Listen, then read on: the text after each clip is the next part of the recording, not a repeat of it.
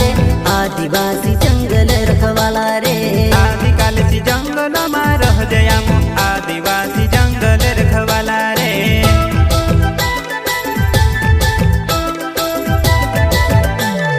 चल जंगल जमीन काज पूजे रे आदिवासी दुनिया ने रखवाला रे बाप देव खतरी काज पूजे रे आदिवासी सबसे निराला